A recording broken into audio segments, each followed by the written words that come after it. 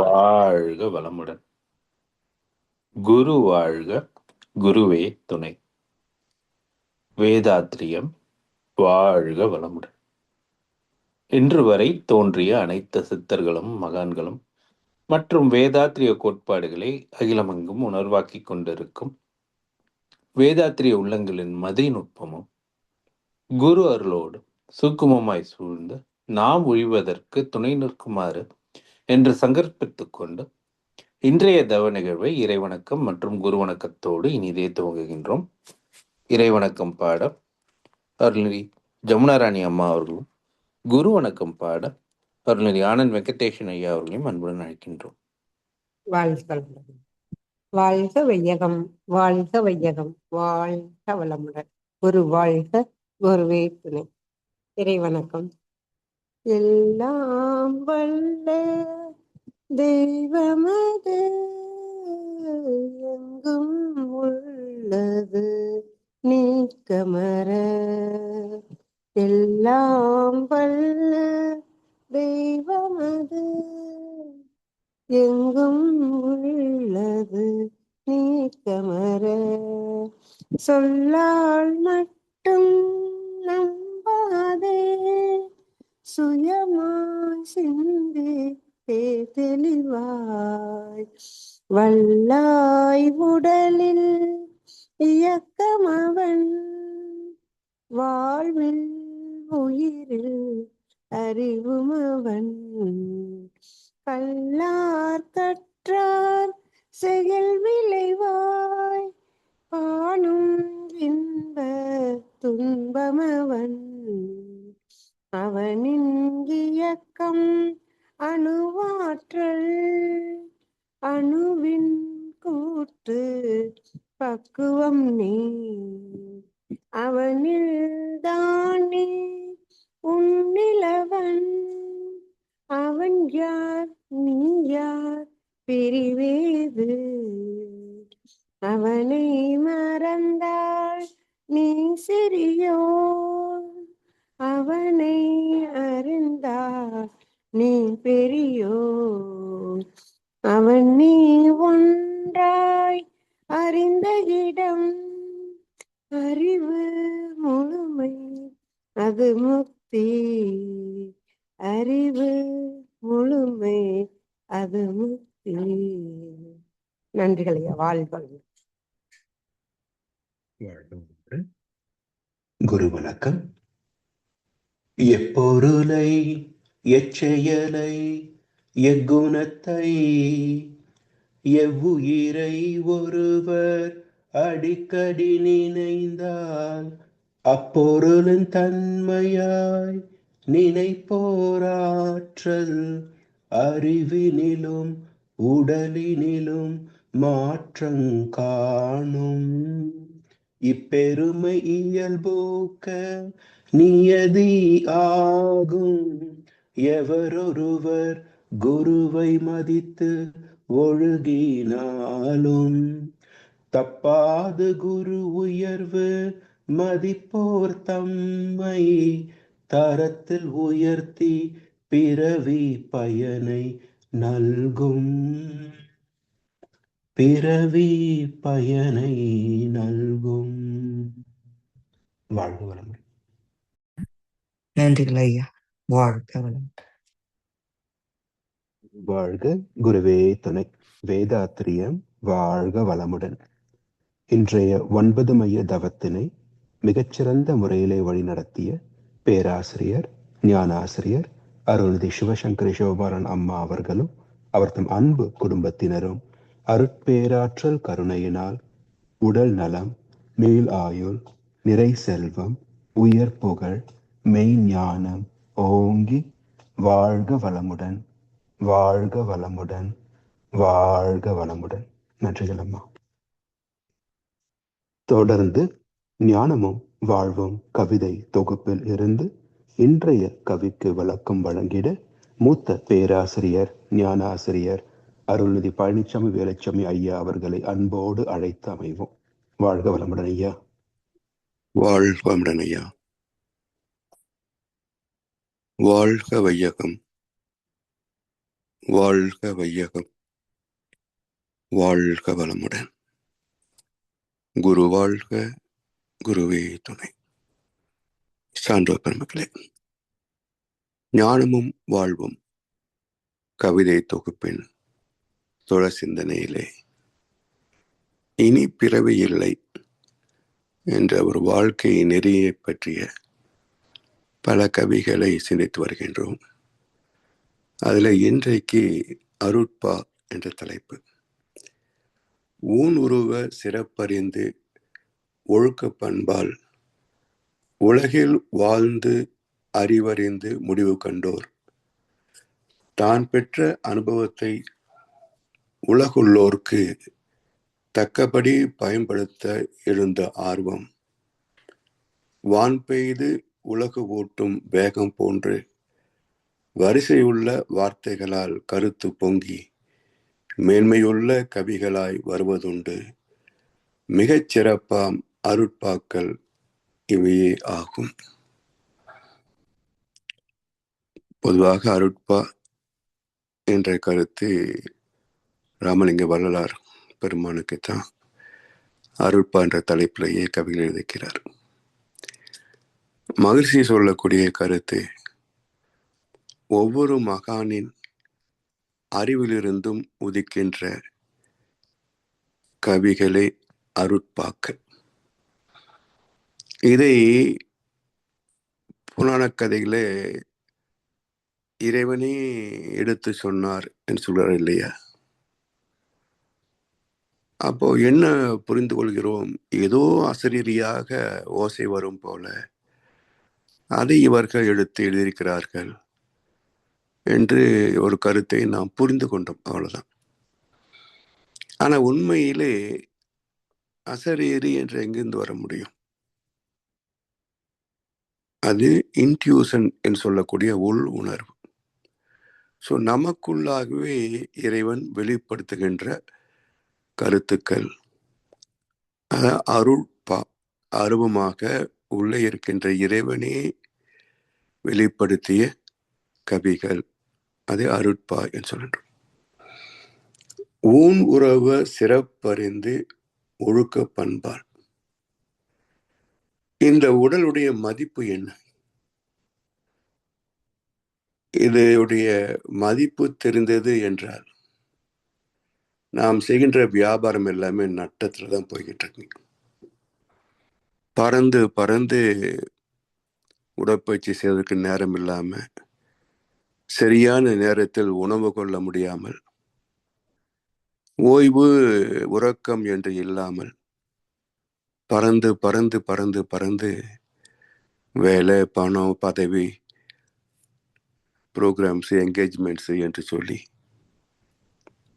இந்த உடலை அலட்சியப்படுத்தி விட்டு தான் ஓடிக்கொண்டிருக்கிறோம். ஆனால் இந்த உடலின் மதிப்பு என்ன? 32 பல்லுங்க.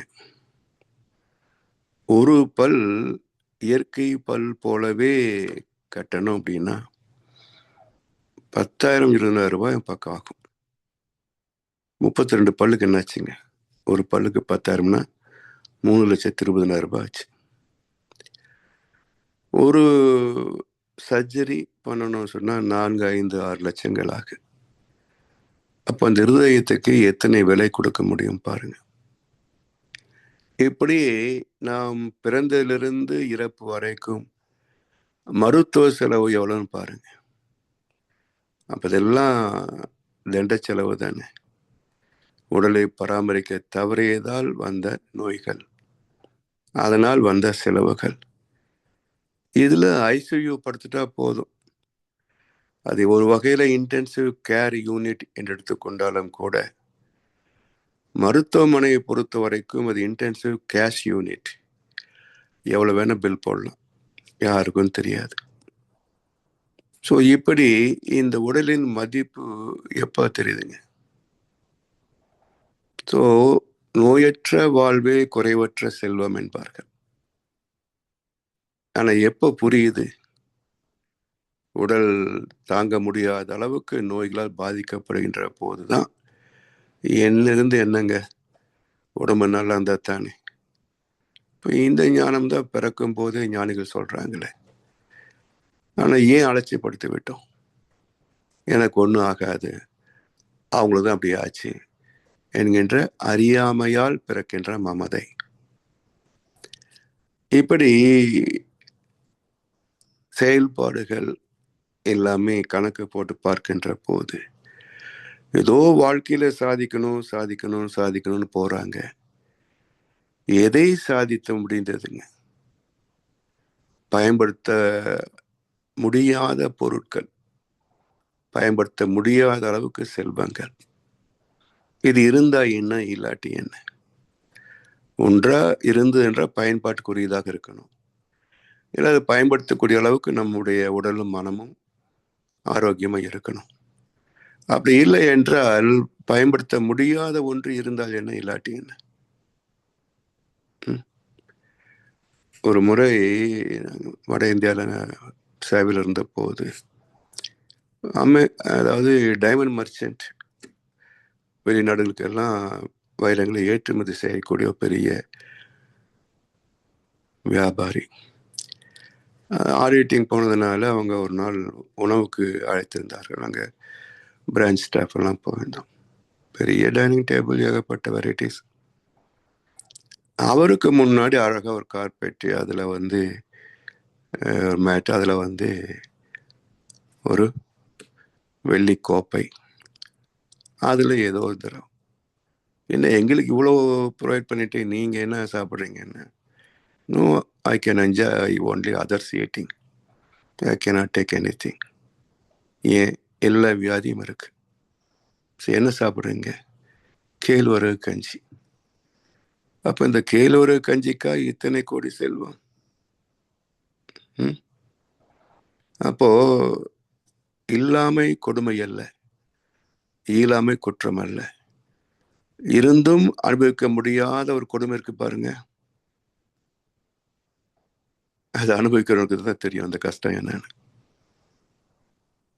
அப்போ இது முதலையே தெரிந்திருந்தால் அளவு முறையை பயன்படுத்தி கொள்ளலாம் இல்லையா? அப்போ உடலின் மதிப்பு மனதிலே கொண்டு ஈட்டுகின்ற செல்வத்தின் மதிப்பு பார்க்கணும். How much health should be converted into wealth? ஏன்னா ஹெல்த் இஸ் வெல்த் தானே. அப்போ health only is converted into wealth.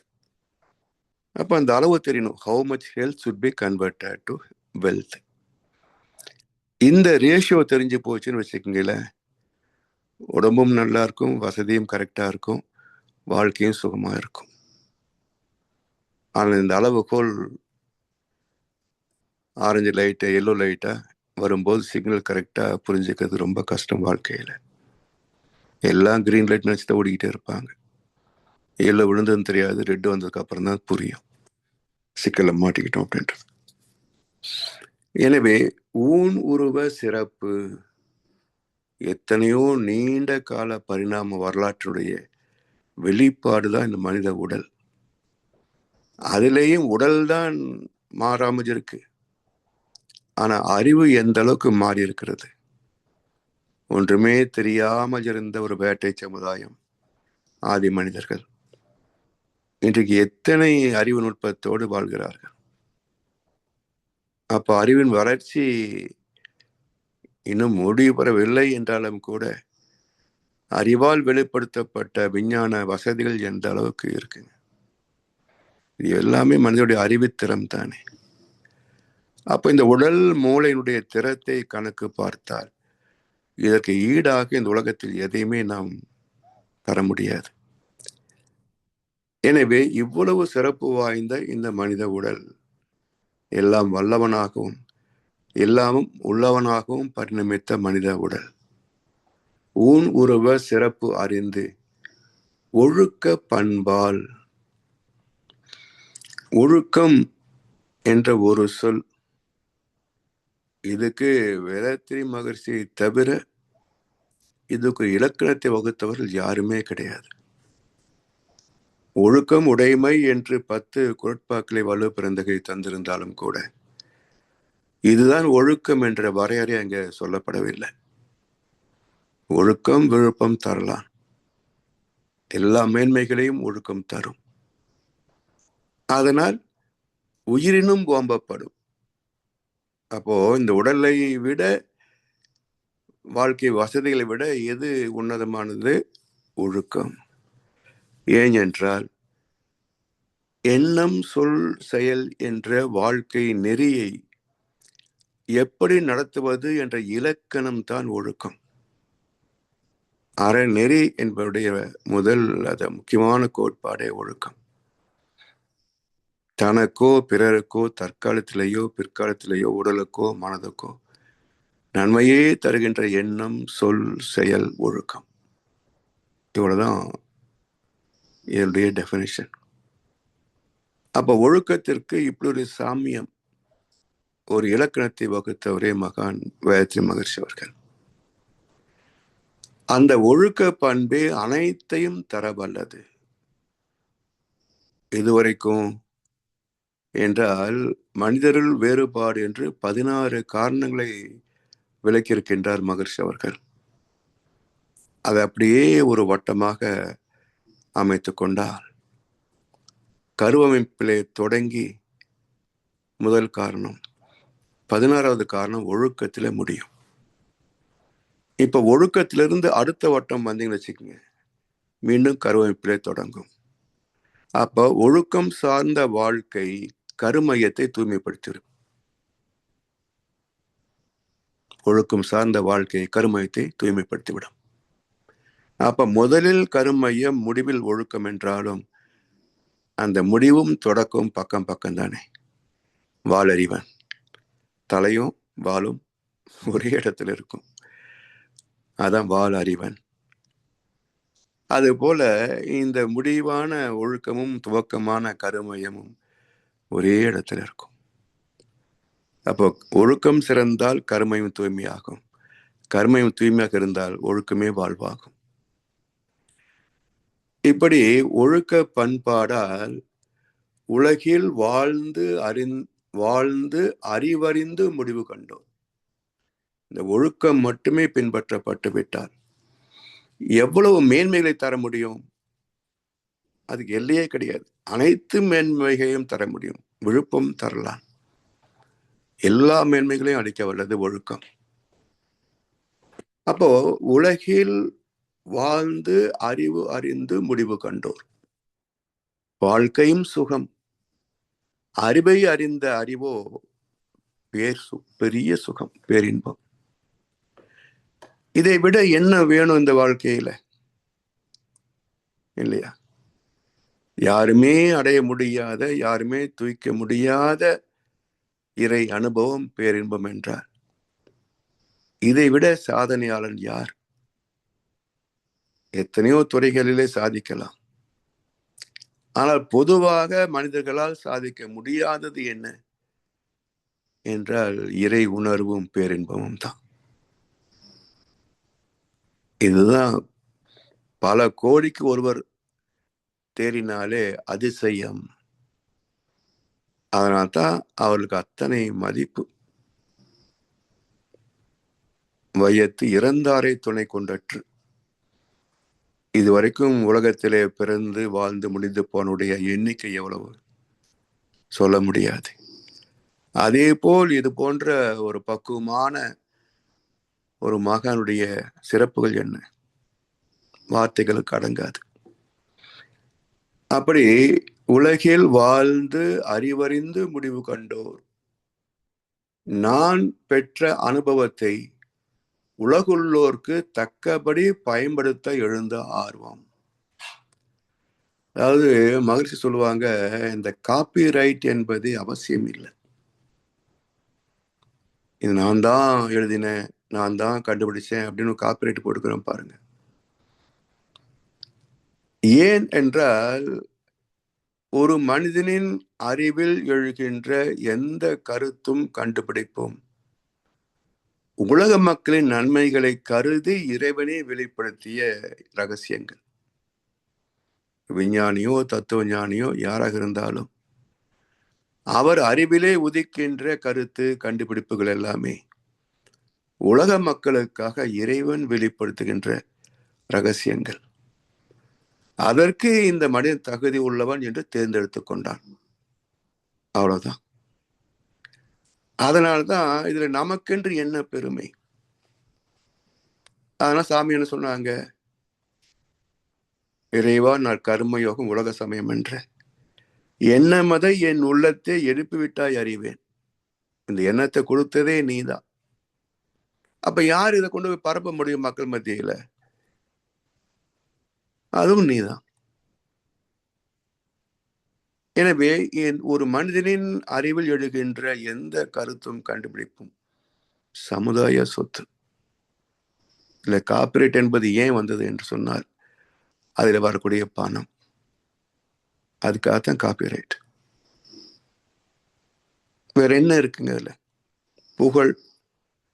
வாழ்கின்ற காலத்தில் வந்தா புகழ். கண்ணதாசன் வாழ்ந்த போது எத்தனை விழா கொண்டாடினாங்க அவர் சொல்லாத கருத்துக்களா? ஆனா சேர்த்ததுக்கு அப்புறம் உட்காந்து வருஷ வருஷம் கண்ணதாசன் நினைவாரங்க நடத்துறாங்க. அப்போ வாழ்ந்த காலத்துல எந்த மகானுக்கு மரியாதை கிடைச்சது? எல்லாம் போனதுக்கு அப்புறம் தான். அதனால போனதுக்கு அப்புறம் வள்ளுவர்னு சொன்னா யார் நம்ம நினைச்சுக்க போறோம்? அரசாங்கமா பார்த்து ஒரு வடிவத்தை இதுதான் வள்ளுவர்னு சொல்லியிருக்காங்களே தவிர வள்ளுவர் யார் நமக்கு? வள்ளுவரை விடுங்க, பாரதியார் யாருன்னு நமக்கு தெரியாது. ரொம்ப அழகா சிவாஜி கணேசன் மேக்கப் போட்ட மாதிரி தான் புத்தகத்துல எல்லாம் போட்டிருக்கிறாங்க. உண்மையான பாரதியார் அப்படித்தான் இருந்தாரா? இல்ல வள்ளலார் அப்படித்தான் இருந்தாரா? இது வெறும் நூற்றாண்டுகளிலேயே இவ்வளவு மாற்றம் குழப்பம் என்ற போது வள்ளுவர் யாருக்கு தெரியும் இப்படி இருந்திருப்பார்? பேரே கிடையாது. நாம வச்சுக்கிட்டோம் வள்ளுவர்னு. அவரையும் தன் பேர் எழுதியது வள்ளுவர்னு சொல்லிட்டு போனார். இல்லையே. அப்ப யாருக்கு அடையாளம் சொல்லுங்க? யாருக்கு அடையாளம்? சோ இந்த தெளிவு வந்து விட்டால் யாரோ பண்ணிட்டு போகட்டும். சாமி சொல்லுவாங்க, எனக்கு நீங்க துணை செய்கிறீர்கள், இதை மக்கள் மத்தியில கொண்டு சேர்ப்பதற்கு என் கடமையை நீங்கள் ஆற்றுகிறீர்கள், நன்றின்னு சொல்லுவார். ஸோ மகிழ்ச்சி புத்தகத்துக்கெல்லாம் ஏன் காப்பீட்டு வாங்கினாங்க அப்படின்னா நிர்வாகம் தான் எடுத்த முயற்சி. அதுவும் சாமிஜி ஏன் ஒத்து கொண்டாரு அப்படின்னா நாளைக்கு வேற விதத்துல இதை நம்ம பயன்படுத்தக்கூடாதுன்னு சொல்லி காப்பீட்டு வாங்கிட்டாங்கன்னா நாம இதுக்கு பயிற்சியை நடத்த முடியாதுங்க சாமிஜி, அதனால காப்பீட்டு வாங்கி ஆகணும். அதுக்கு பிறகுதான் சாமி சரி அப்படின்னாங்க. இல்லைன்னா மகரிஷியுடைய நூல்கள் எதுக்குமே காப்பீரைட் கிடையாதுங்க. இதெல்லாம் 95க்கு பிறகு வாங்கின காப்பீரைட் தான். அப்படி தான் பெற்ற அனுபவத்தை உலகுள்ளோருக்கு தக்கபடி பயன்படுத்த எழுந்த ஆர்வம். வான் பெய்து உலகு ஓட்டும் மேகம் போன்று. வேகமல்ல, மேகம். வான் பெய்து உலகு ஓட்டும் மேகம் போன்று. மழை பெய்தால் இயற்கை அழுதால் உலகம் செழிக்கும். மனிதன் அழுதால் இயற்கை சிரிக்கும். என்னடா கொடுக்கல உனக்கு, ஏன்டா இப்படி புலம்பி தவிக்கிற என்று இயற்கை அன்னை சிரிப்பாள். குழந்தைக வியூ பண்ணி அழுத நாம் சிரிக்கிறோம் இல்லையா? அதே மாதிரி இந்த மனுஷன் அதை பத்தில இதை பத்தில அப்படி இப்படி சொல்லி அழுதான்னு சொன்னா இயற்கை அன்னை சிரிப்பாள். எனவே எதையும் எதிர்பார்க்காமல் மேகத்தால் மழை பொழியும், மேகத்துக்கு லாபம் என்ன? இப்படி வான் பெய்து உலகு ஓட்டும் மேகம் போன்று வரிசை உள்ள வார்த்தைகளால் கருத்து பொங்கி. போன வாரம் ஒரு கவிக்கு சொன்னமே, எவ்வளவு அற்புதமான வார்த்தைகள். அப்படி வரிசையா அடுக்கப்பட்ட வார்த்தைகள் அப்படியே பக்குவத்தை நோக்கி கொண்டு போய் சுத்த வழியில் இருக்கிறார் மகரிஷி. அப்படி ஒரு 3ஆம் வகுப்பு படித்த ஒரு மகானுடைய அறிவிலே வெளிப்படுகின்ற தமிழ் வார்த்தைகள் பார்த்தீங்கன்னா தமிழ் அறிஞர்களே திணறுகின்ற அளவுக்கு இருக்கும். இப்படி வரிசையுள்ள வார்த்தைகளால் கருத்து பொங்கி மேன்மையுள்ள கவிகளாய் வருவது உண்டு. அதுதான் சொல்றேன். மனவள கலை வேதத்திரியம் என்று சொன்னால் வெறும் மனவளக்கலை பாகம் 1, 2, 3 அல்ல. அது வெறும் LKG பாடம். உண்மையான வேதத்திலே தத்துவம் என்று சொன்னால் ஞான களஞ்சியம். த ட்ரெஷர் ஆஃப் விஸ்டம், அது பொக்கிஷம். ஸோ இதை படிக்கின்ற போதுதான் மகர்ஷியுடைய அறிவு மேன்மை எந்த அளவுக்கு உயர்ந்திருக்கிறது, இதற்கு நிகராக யாரை காட்ட முடியும்? ஸோ வால்மீகி மகரிஷி, வேதவியாசர், வள்ளுவ பெருந்தகை, அந்த வரிசையிலே மகரிஷி நிற்பார். ஏன்னா கதாபாத்திரங்களாக தருவது மிக கடினம், அதை புரிந்து கொள்வது அதை விட கடினம். ஆனா மகர்ஷி அவர்கள் மிக எளிமைப்படுத்தி வரிசைப்படுத்தி ஒரு பாமரன் கூட புரிந்து கொள்ளக்கூடிய அளவிலே எளிய வார்த்தைகள், எளிமையான வார்த்தைகளிலே இந்த வேதத்திலே கவிதைகளை, தத்துவத்தை தந்திருக்கின்றார். அப்படி மேன்மையுள்ள கவிகளாய் வருவதுண்டு. மிக சிறப்பாம் அருட்பாக்கள் இவையே ஆகும். அதாவது இன்றைக்கு வரக்கூடிய திரைப்பாடல்கள் எவ்வளவு தரம் இறங்கி ஒரு பயனில்லாத வெற்று வார்த்தை கூட்டம், வெற்று வார்த்தைகளின் சேர்க்கை, அவ்வளவுதான். ஒருத்தர் 8000 பாட்டு எழுதினார். சமீபத்தில் சாகித்ய அகாடமி விருது வேற வேலை கொடுத்து வாங்கிட்டார். அந்த 8000 பாடல்கள தத்துவத்தை நாம் ரெஃபர் பண்ற மாதிரி எனக்கு தெரிந்த ஒரே ஒரு பாட்டு நாம் பயன்படுத்துறோம், மனிதன் பாதி மிருகம் பாதி. ஆனா 5000 பாடல் எழுதினார் கண்ணதாசன். அதுல பாதிக்கு மேல் தத்துவமாக இருக்கும். இது காலத்தால் நிலைத்திருக்கின்ற பாடல்கள். 8000 பாட்டுல எவ்வளவு பாட்டு மக்கள் மத்தியில் இருக்குன்னு கேட்டா ஒண்ணு கூட இருக்காது. ஆனா 5000 பாடல்களை எத்தனை பாடல்கள் மக்கள் மனதில் உண்டு என்று சொன்னால் சில 1000 பாடல்கள் உண்டு. அது போல வெறுமனே வார்த்தைகளை சேர்ப்பது அல்ல ஒரு பாடலுக்கும் கவிதைக்கும் சிறப்பு. உன்னத கருத்துக்களை சுமந்து வர வேண்டும்.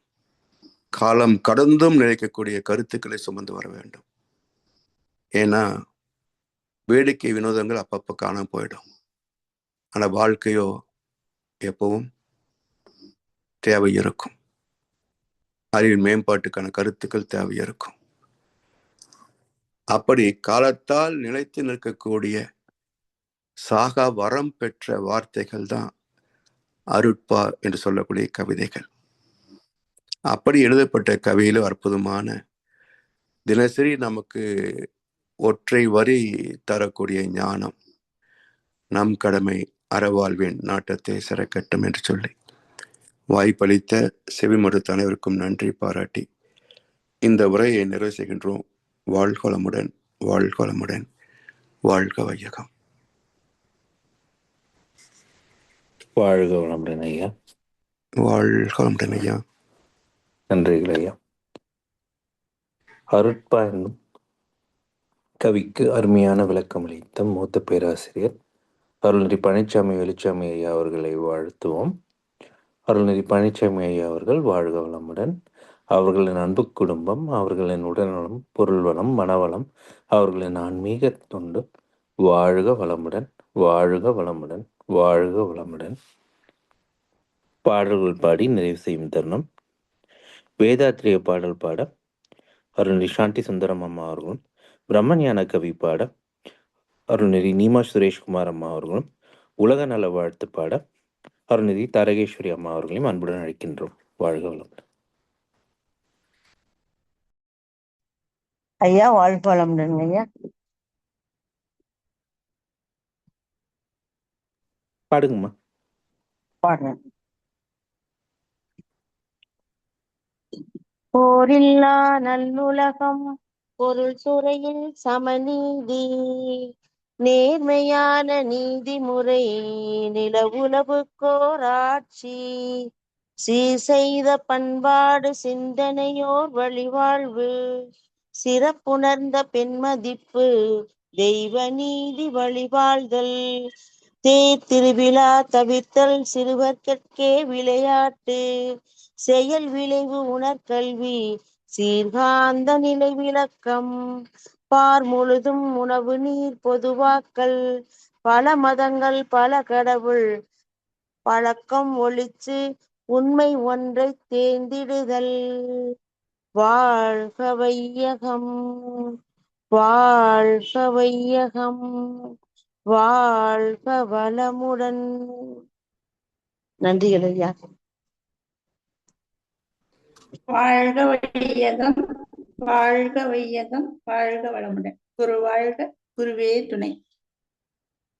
பிரம்மஞான பாடல். இறைவெளியே தன்னிருக்க சூழ்ந்தழுத்தும் ஆற்றல் இதன் திணிவு மடிப்பு வித சுழலும் நுண்விண்ணாம் நிறைவெளியில் விண் சுழல நெருக்குகின்ற உரசல் நிலைவெளியில் எழுப்புகின்ற நேரலைகள் காந்தமாம் மறைபொருளாம் காந்தம் தன் மாத்திரைகள் ஐவகை மலைக்காதீர்வின் கூட்டம் மாபூதம் ஐந்துமாம் முறையாய காந்தலை மனமாம் உயிருடல்களில் மதி உயர்ந்து உண்மை பெற மா பிரம்ம ஞானமாம், மா பிரம்ம ஞானமாம். நன்றிகள் ஐயா. வாழ்க வளமுடன். வாழ்க வளமுடன். உலக நல வாழ்த்து. உலகமெல்லாம் பருவமழை ஒத்தபடி பெய்யட்டும், உழவரெல்லாம் தானியத்தை உவப்புடனே பெருக்கட்டும், பல தொழில்கள் புரிகின்ற பாட்டாளி உயரட்டும், பகுத்துணர்வில் தொகுத்துணர்வு பண்பாட்டை உயர்த்தட்டும், கலகங்கள் போட்டி பகை கடந்து ஆட்சி நடக்கட்டும், கல்லாமை கடன் வறுமை களங்கங்கள் மறையட்டும், நலவாழ்வை அளிக்கும் மெய்ஞான ஒளி வீசட்டும், நம் கடமை அறவாழ்வின் நாட்டத்தே சிறக்கட்டும், நம் கடமை அறவாழ்வின் நாட்டத்தே சிறக்கட்டும், நம் கடமை அறவாழ்வின் நாட்டத்தே சிறக்கட்டும். வாழ்க வையகம், வாழ்க வளமுடன், வாழ்க வையகம், வாழ்க வளமுடன், வாழ்க வையகம், வாழ்க வளமுடன். நன்றி. வாழ்க வளமுடன். வாழ்க வளமுடன். இன்றைய தவத்தில் கலந்து கொண்ட நண்பர்கள், தவத்தை வழிநடத்திய நற்சிந்தனை வழங்கியவர், பாடல்கள் பாடிய நிகரம் வாழ்க வளமுடன். அவர்களின் இந்து குடும்பம், அவர்களின் உடல் நலம், மனவளம், பொருள் வளம், அருள் தொண்டு, ஆன்மீக தொண்டு வாழ்க வளமுடன், வாழ்க வளமுடன், வாழ்க வளமுடன். இத்துடன் இன்றைய காலதவம் நிகழ்வு மகிழ்வோடும் நிகழ்வோடும் இதை நிறைவு பெறுகிறது. இறையர்களும் குருவர்களும் நம் அனைவரையும் எப்பொழுதும் சூழ்ந்திருந்து நம்மை இந்த இறைநிலை உணர் பயணத்திலே சிறந்த முறையிலே வழிநடத்தட்டும் என அனைவரையும் வாழ்த்தி வணங்கி நன்றி கூறி அமைகிறோம். வாழ்க வையகம், வாழ்க வையகம், வாழ்க வளம்.